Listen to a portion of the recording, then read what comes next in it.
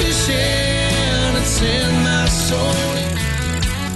Welcome to the Salt Strong Podcast, disrupting fishing entertainment as you know it. Prepare to laugh. Prepare to get to know fishing legends in a whole new and unfiltered way. And on occasion, you might even learn a thing or two about fishing. Here's your host, Joe Simons. Like diamonds.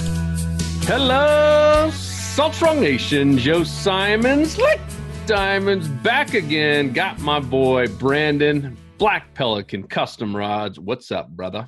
What's going on? Nice to be back. Yeah, speaking of that, we if you guys missed Brandon's first appearance on here, dude reaches out to me about some custom rods. Our boy Tony has been slaying some pretty big fish, and he's like, man, this is the best rod I've ever used. And anytime I hear someone say that, I'm like, but when Tony says it, I'm like, all right, let me give a little attention. And we had you on, you absolutely nailed it. And the whole podcast was about, you know, and you shared a lot of just how to go out there and build your own rods. And that was a really popular one. And today we're going to talk about why rods break. And here's kind of like a big misconception. It's usually not the fish. Yeah, the fish is like kind of the tipping point. You know, a lot of people said, man, I wasn't even high sticking. How did my rod just snap on this, you know, small redfish or trout or whatever it was? And so many times it's from a small little fracture that happens either in transport or sitting in the back of your tailgate. It could be happening even when you're running and gunning. If you have them improperly stowed in your rod holders, there's a ton of different things that happen that most of us have no idea about. So I brought Brandon on to talk all about how to make sure you're not snapping your rods. Because I've seen a ton of it. And I think a lot of it, Brandon, is just like this summer with COVID and everything, there's just been more people than ever fishing. But I have seen so many pictures and posts from people in our Facebook group and even our Insider Club saying, man, I just broke another rod. I don't know what happened. And so I was like, we gotta talk about this, because I have a feeling it's a lot of improper transportation and transit issues. Oh, absolutely. That's probably about 95% of them, whether it be misuse or abuse, whether you know it or not. A lot of it's actually unknowingly abuse. The knowingly stuff is, you know, the squirrel's trying to steal your tomatoes and you want to smack it off your tomato cage, or maybe. Where do you live, dude? The better one is, you know, when you go to the beach at 7 o'clock in the morning and you got trucks lined up everywhere and your dog decides to lock the door and the alarm goes off with your keys inside the truck and you got to dig the keys out of the truck through a crack in the window. That's always a fun one, you know. So you get a break by that. It's happened to you before. Yeah, happened once. But we'll start with the least likely is manufacturer defects. Anything in production, you're going to have some stuff slip through the cracks here and there, whether it wasn't produced properly or this is very, very minimal. There's usually a good factor of catching that in QC and everything. One thing you'll know is very fast. So the first couple times you're out there, it's going to have a failure, or it's not going to be like a year down the road, all of a sudden it's going to fail and be a manufacturer defect. It's usually pretty quick.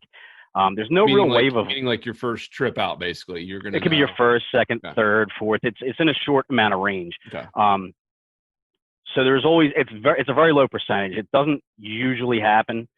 But anything it's produced, a product can have a failure point as far as production goes.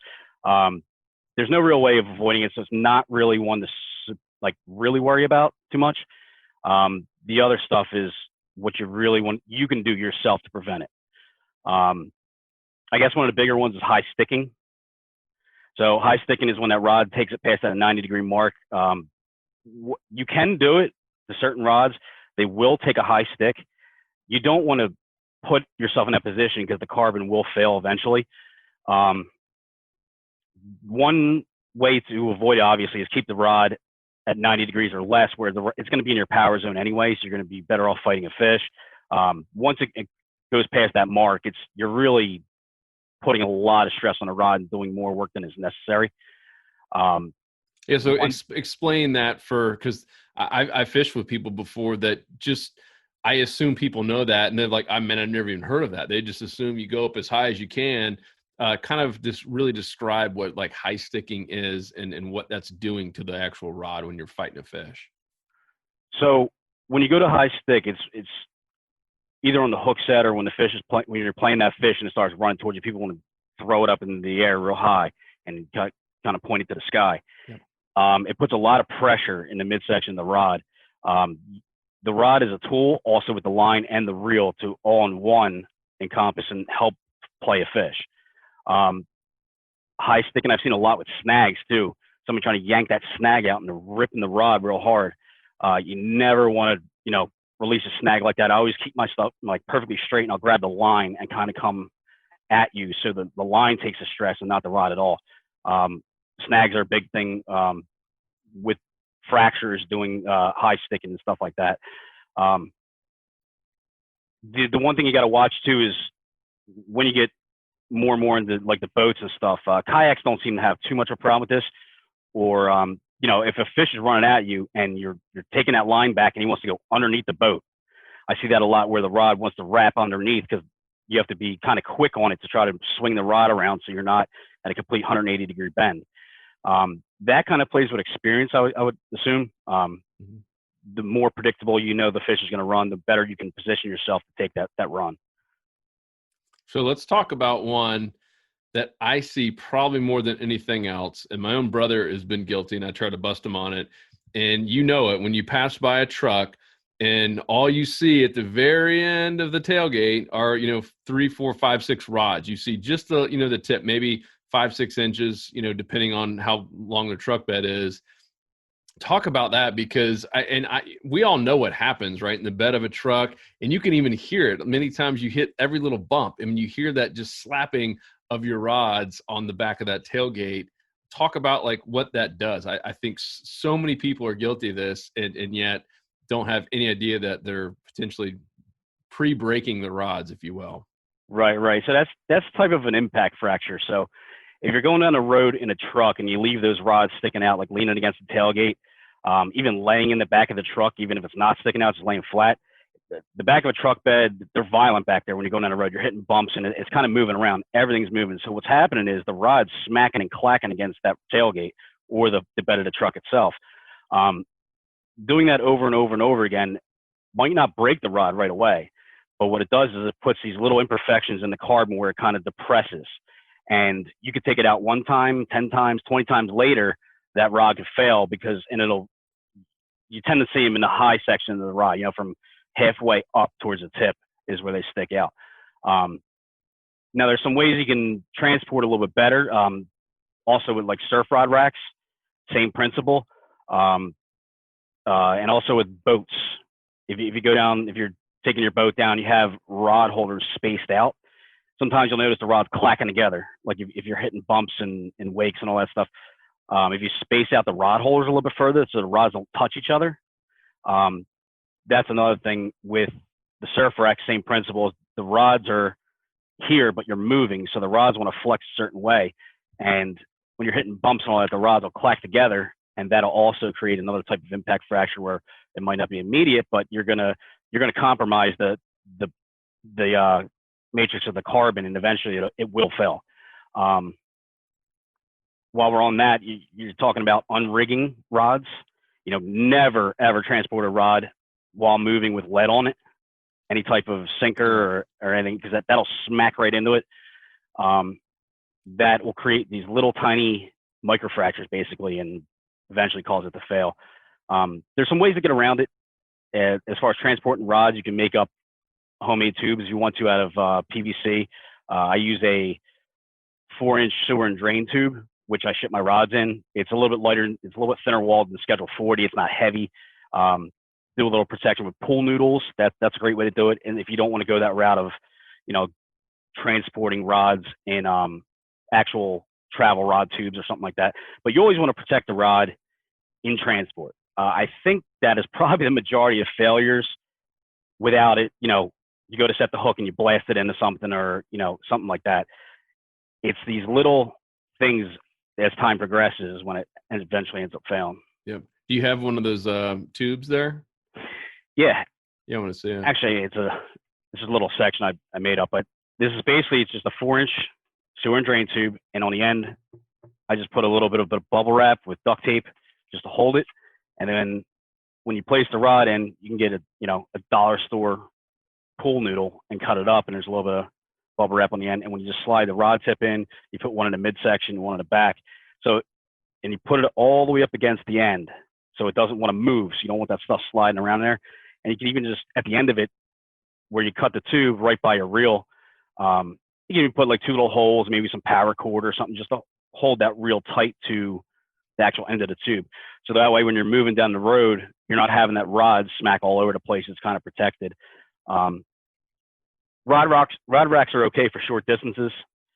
Like I wouldn't drive hours with the rod sticking out, because then you got road debris, you got rocks kicking up off of trucks, you have bugs, but for short distances, they're fine as long as the tubes are spaced properly. Cool. And so for those listening on the podcast, you essentially, was that 6 inches or so of a pool noodle? He's basically cut off the top of a pool noodle, put some bubble wrap at the top, and then just duct taped it, right? Is that really what it was? You duct taped the top? Mm-hmm. Yeah, you just put some bubble wrap on the end and some duct tape. That's just so when it's in there, the actual tip top is not smacking against the end of anything. And then on the tube itself, you have another section of bubble wrap, just an inch thick maybe, just so that way if it does move at all, it's got some protection. It's not banging into something very hard. So is it, I'm guessing it's obviously towards the top, but where's the section? Is there a certain part of a rod that's most likely to break that you've seen over the years that just seems to always be in one little area? Or is it around guides? Like what's the main culprit? The majority of the breaks, I'd say it would be from the half section of the rod up towards the top end, like a fast action. When you get it down low, that's more of an overload fracture where you're putting too much stress on the rod itself. And it's kind of out trying to perform what it's based on to do. Drag settings are too high. You got the drags maxed out and that rod's really cranked over. A lot of overload fractures in the lower half of the rod. The majority of them will be from that mid to tops where the wall is thinner, the rod itself is thinner. So from halfway up to the tip is where you want to probably focus most of your energy on trying to protect that. Cool. I will say you mentioned the weights. I've seen so many people do it. I've even seen full-time guides do it.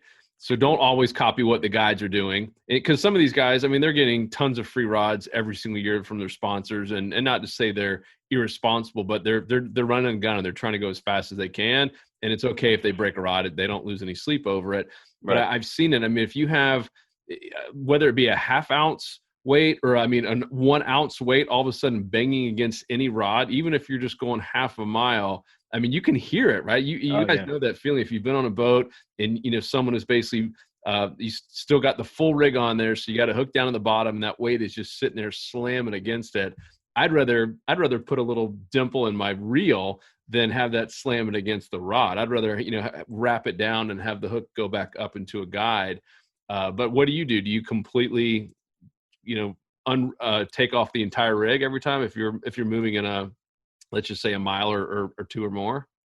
Yeah. So if on the inshore side, on the boats and stuff, you can get that, if you're using paddle tails or, any type of this poppet course, you can get the hook and the weight down towards the reel more so it's away from the blank.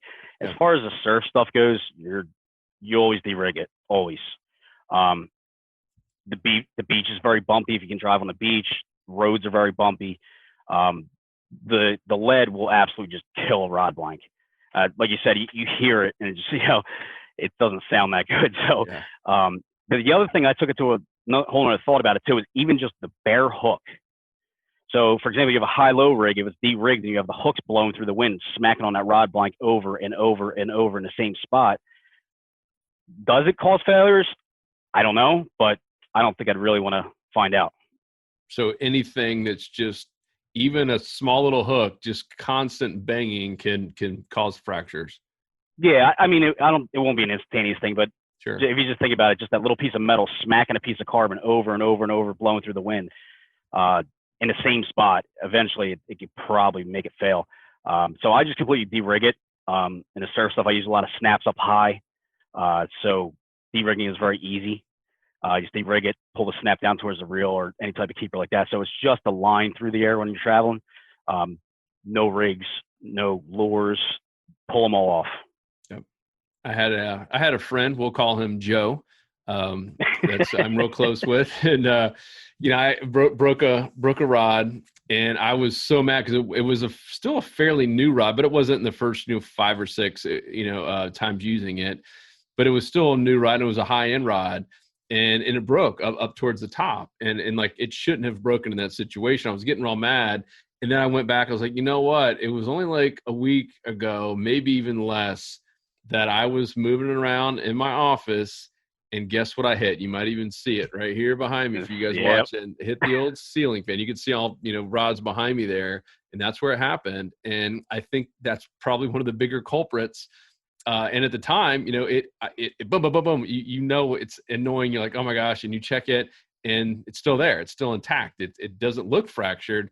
But, talk about that, right? I mean, you can't see these little small fractures in a carbon rod. Like, you're not going to be able to visually see them if it's smaller, or can you? You can, to an extent. Okay. Ceiling fans, car doors are big ones. Tailgates, that's another huge one.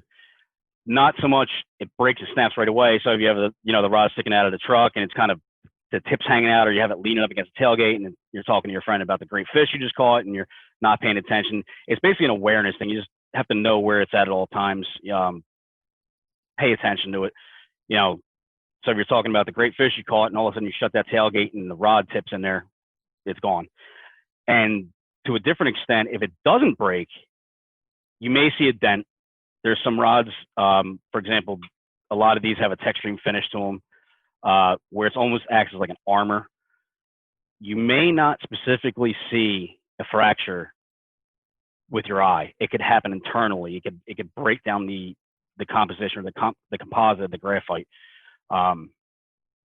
So watch the ceiling fans.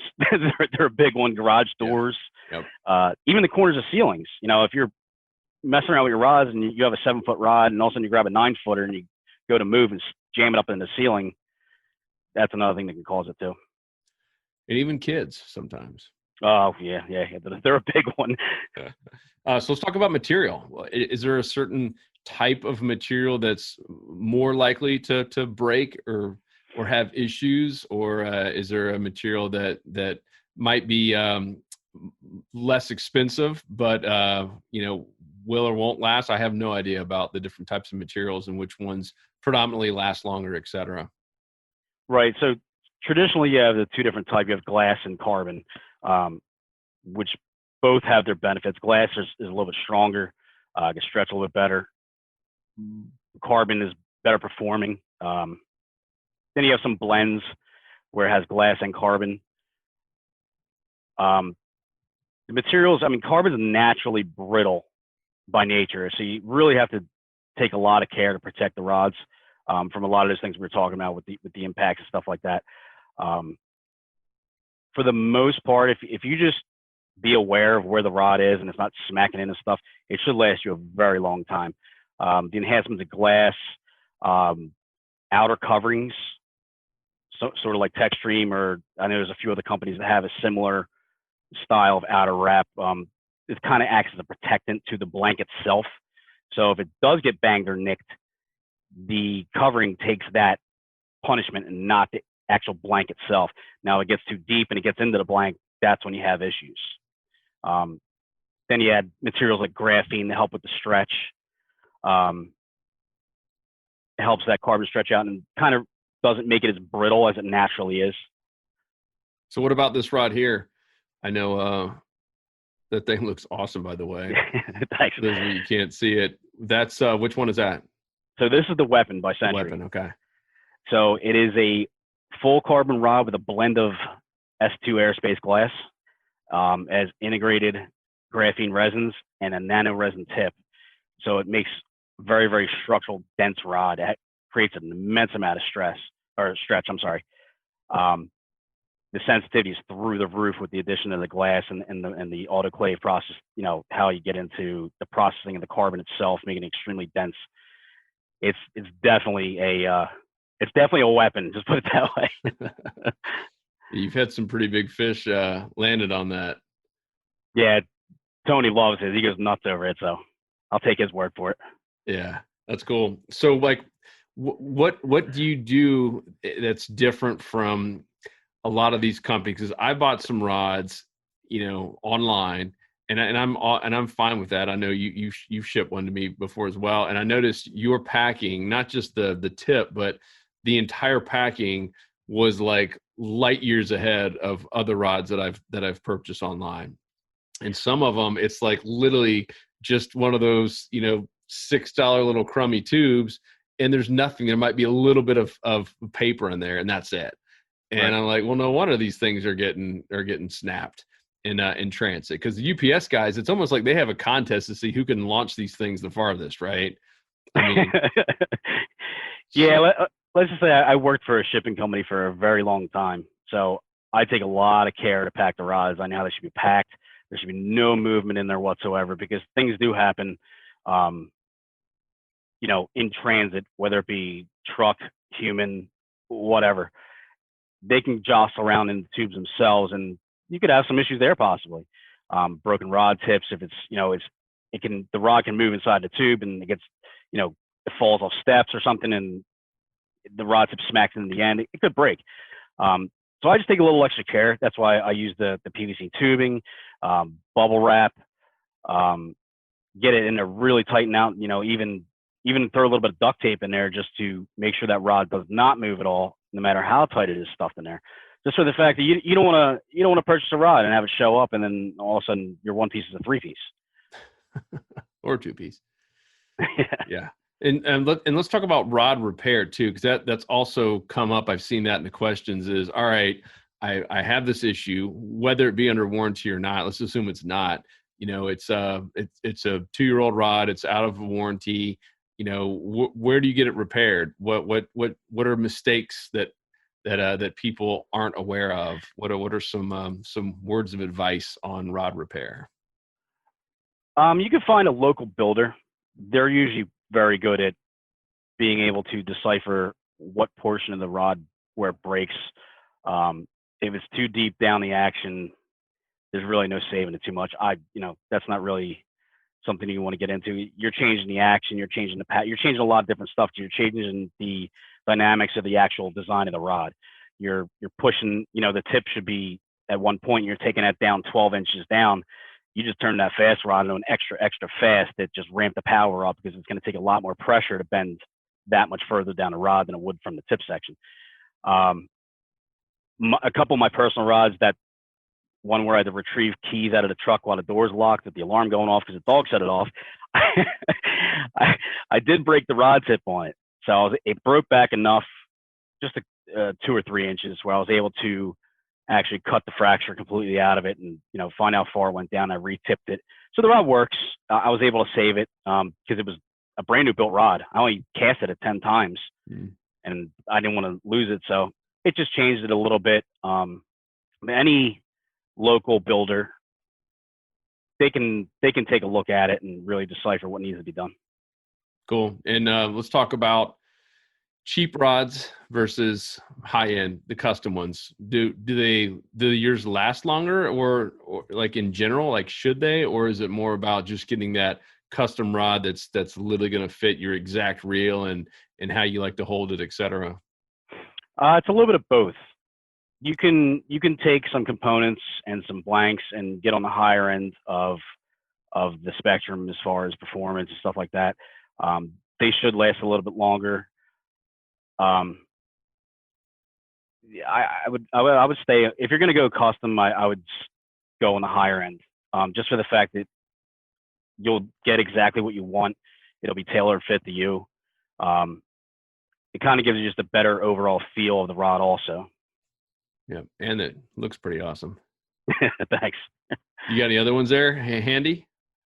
Yeah, I do have. Last time you had a ton laying around. Who do you get them? Yeah, another one. This is the set going to somebody. I'm getting both of them. Oh, that's sharp, man. So everything I'm using is pretty much Fuji Tours Light guides now. It's, they are phenomenal guides. Can you even get them with all this COVID stuff? I know just getting rod components have been crazy tough here. Yeah, it's been spotty. Yeah. It's been very spotty. It'll come in a wave. and then it kind of dries up again. But I saw pictures. I haven't been to an actual store in I don't know how long, but I saw just shelves cleared out. There's no rods, no reels, no line, no nothing. Yep. So, but I got just enough, I guess, at the right time where I was able to be okay. But yeah, everything with the stuff going on, kind of just the whole supply chain just got all messed up. Yep. Talk about that extra layer. I'm curious. You'd mentioned kind of this extra wrap layer, armor. You called it. What is that? So for these, it's a spread toe reinforcement fabric called Textreme. Okay. It's adhered to the blanket itself, and it's a little bit more than just the armor. So it gives it a little bit more protection to the rod blanket itself, but it changes the dynamics of the rod as far as tip recovery. It does ramp up the power a little bit as far as strength. It's really a pretty phenomenal material. They use it in bikes, surfboards. I think a lot of like race cars, like high-end race cars, like the European style race cars. They use it for recovery speed of the carbon. So when the carbon flexes, it wants to come back to zero. It takes, a set amount of time to get back to zero. With the Textreme added to it, it's much, much faster to get back to zero. That's why the rods, they feel very snappy. So you don't have that wobble. If you like smack the rod button, it's got a little bit of wobble to it. The Textreme dramatically ramps up the tip recovery and the speed recovery of the carbon. So it's almost like spring-like. It's very snappy. And then you get the added benefit of it's just one extra layer. So if something does happen where you bang into something by accident, it's just a little bit sensitive to security. That doesn't mean, go swinging for the fences with it, but, it does take a little bit more to get through there. Now, what about mismatching your rod in your reel, meaning going too heavy of a reel, just too heavy duty, too big of a jig or weight? How bad is that in terms of breaking rods? Is that common? 'Cause I know people have mentioned that. What are your thoughts?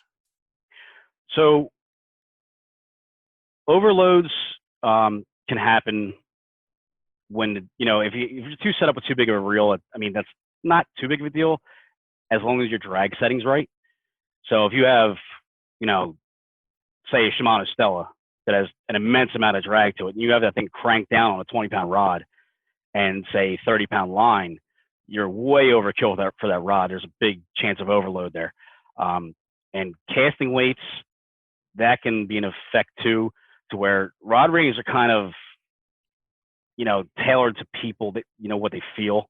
There's no real set standard for rod ratings. But if it's rated, but there's also a reason that rods have ratings. Oh, sure. Yeah. To keep it in a perspective window, so you're not going past that window. So for example, I'm not taking a small graphite trout rod and trying to sling 2 ounces with it. If it's not, if it's only rated to say a half ounce or 3/4 of an ounce, it's going to create way too much pressure in the rod and you'll create an overload fracture. Typically overload fractures, you can tell them because when they break, the underside of the rod where the load is flares in. You see a lot of those, like I said, deep down into the rod when you have, say, a drag setting way too high for the actual rod itself, and not so much a high stick, but there's just too much pressure in the body. It's not meant to take that much load in that design. So smaller diameter rods, the heavier offshore stuff, it's just phenomenal what they do with those rods. You can lift tanks off the floors, Literally. Yeah. Yeah. So with those specs, do you personally ever go over even slightly, or is it something that you should try to stay in? No, you should probably try to stay in it. Most rod ratings are right around where you should be. I have me personally, I have specific rods set up for that. So if I'm eclipsing that 1 ounce mark, I'll switch over to the next model, and I kind of have a few set in the ranges I need to be at, and I won't try to push one rod too hard. That's the other thing with casting too, is I've seen if you get snug up, like a good snag on fly rods, if you have weighted flies, when that thing comes out and it comes shooting back at you, if that, even on the cast, if you have too tight of a loop and that lure drops down or that fly drops down, the weight of fly and smacks into the rod, that's I don't know why it just reminded me of that, but that goes back into the impacts on the blanks themselves. Yeah, crazy, man. This has been helpful. Any other common mistakes that you're seeing people do with their rods? Yeah, it's really just awareness. Just being aware.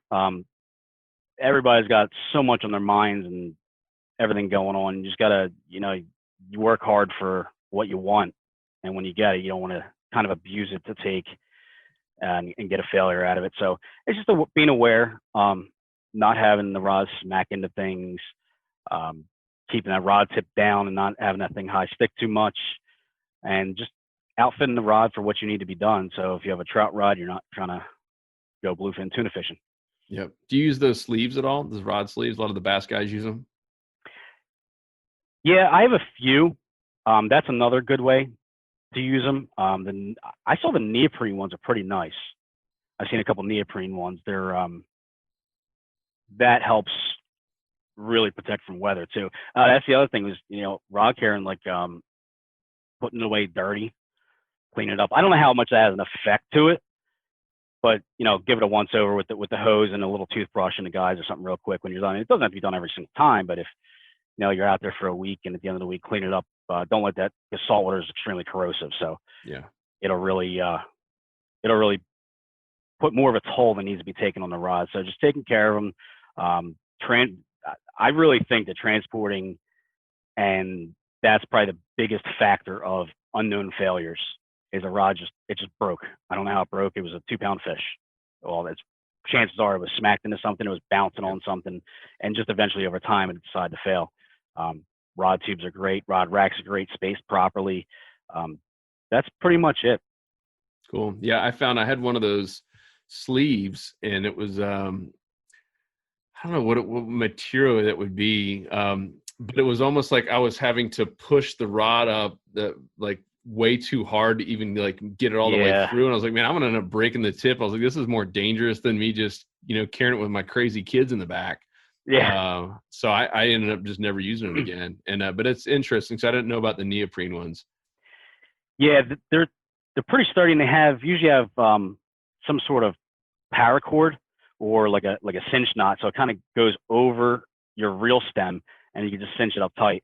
Another good thing too I looked into was for SUVs, you have those overhead straps that go in the driver passenger side and in the back, so you can lay the rods on the straps and kind of strap them in, so they kind of move, and they're kind of suspended above off the floor and everything. But with little kids, they might want to reach up and go fishing while you're driving. Yeah. But you're saying just like one on each side kind of a thing, like just hanging from that little clip? Like, yeah. I've seen them where they go from the driver's side doesn't have a hook for your suits and all that stuff, or dry clean and stuff, but they have them where they can go from either side, a passenger and driver, and then in the back you can hook them on. It's basically just like a webbing of a strap with kind of little Velcro latches to go over it, so you can lay the rods up on top and just Velcro them on. Got it. But they seem pretty good for SUVs, so you can keep them inside the vehicle without laying them on the floor or something like that. There's other ways to do it. I kind of like the homemade stuff. So you're handy. You can go to Home Depot or Lowe's and get one of those tubes or 10-foot sections for like $8 and a saw, drill, and some bubble wrap, and you got your own homemade tubes. Heck yeah. And I know there was one group that was making, it was a rod transport holder, but it was almost like a roof rack, but your rods were sticking out the front. And I was like, that can't be good. Like, I mean, because I've heard what's happening to my windshield on the highway. Yeah. All it takes is that one rock that shoots up, and then boom. What are your? I know you mentioned like on the the beach. I'm envisioning the beach fishing ones that are like up at the front and the grill that are sticking up. Same deal, right? Like you said, great if you're just cruising along the beach at 5, 10, 15 miles an hour, but different ball game when you're on a highway. Oh yeah, absolutely. That I absolutely have that closed off. I wouldn't want anything exposed, especially when you're driving up and down, say 95. There's all kinds of stuff that comes off that highway, and you might not know it, but even when you go to pass somebody, something kicks off the tire, and like you said, you hear the windshield, or you just look at the front of your truck or car. So loud. Yeah, the bugs. I've seen the bugs in Florida. Yep. I don't know how much that has an effect, but I don't want to clean those bugs off. It's true. But yeah, the overhead rods, you could put them on those like the ski racks. I've seen those where they look like travel rod tubes. Yep. I'm not sure if they have them. I didn't really look too deep into it, but I'm not sure if they really have them where the reels stay attached. I've always seen them where you break everything down and transport them. Yep. That's why, long distance, where a lot of people long distance traveling will do that. They'll actually put them in the tubes and keep them above the vehicle. And then wherever they get to their destination, they just re-rig. It really is beneficial to take that little extra time to de-rig the rods and keep them protected, even though, it's not just throwing it in the back and going. It really is worth taking that little extra step just to help the longevity of the rods. It's good, man. Well, this has been super helpful. I know this will be helpful to a lot of anglers who I have seen recently just having to deal with this. And I think a lot of them were just scratching their head saying, how did this possibly happen? I was, fighting a small little bass. I mean, it's just been some very unique ones. It was like that had to have been some type of fracture in the rod from something previous. So this is it's been good. There's actually one more that I just remembered was a type of shear fracture. A lot of this happens on piers.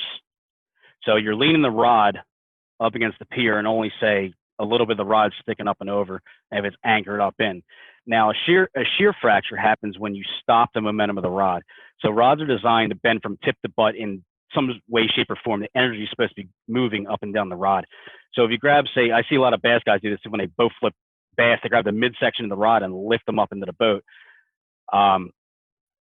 That can create a shear fracture because what you're doing is you're stopping that energy and basically holding, and you're shortening that 7-foot rod down to a 3-foot rod. It's not designed to take that much pressure in that little bit section of rod. I've actually seen one break on a pier that was leaning up against the railing, and the drag was set pretty hard. And when that fish hit that and ran, that tip bent, took full amount of pressure in that rod tip, and it just sheared right off. Wow. It was a complete shear. So don't lean your rods up against railings, concrete barriers, abrasions, little tiny nicks, abrasions as far as like concrete, wood even. That can over time eventually wear down the matrix of the carbon and eventually cause it to fail. Cool, man. Good stuff, brother. Well, tell everyone where they can go find out more about you and order some rods. So you can find me on Instagram at Black Pelican Custom Rods, Facebook, the same page name. My website is bpcrods.com or blackpelicancustomrods.com. I'm here building pretty much nonstop. I have a full-time job, so I'm doing that in between, and I'm doing this as a part-time, full-time job now. So yeah, we have some awesome stuff going on. Great builds, great content, and here to answer any questions as necessary. Yeah, super helpful. Does really great work. I know we've had a ton of our members have purchased some custom rods, and a few people have got quite a few rods from you. They keep coming back. Yeah. That said something. So yeah, I just want to give a shout out to everybody in the community, members, non-members. It's been really awesome. Even just the messages I got, loving what I'm doing, really excited about it. That little bit when you have a business kind of really gets you going because you have really, really highs and really, really low lows. Yep. And even just that little bit of stuff, the likes, the comments, how much people love this stuff. It's really good to know. So I'm here to help out. Yeah, please go follow Brandon and Black Pelican over at Instagram. Help them out any way you can. And obviously keep subscribing to the podcast. Give us a review if you haven't done already. We finally broke through 1,000 reviews, which is something not many podcasts actually do. As crazy as it sounds when we have, I think we're at 1 million downloads now and only 1,000 reviews. So either a lot of the same people, like my mom, just keep listening over and over again, or just we got people who won't take time to review. So leave us a review. It helps out big time. And other than that, we appreciate you guys, and we will see you on the next episode. We'll put the video, if you're listening in your car or vehicle, you want to see this, we are recording it all, and it'll be at saltstrong.com/podcast. We are out. Peace. Thanks, Brandon. Thank you, guys. 'Cause fishing, it's in my soul.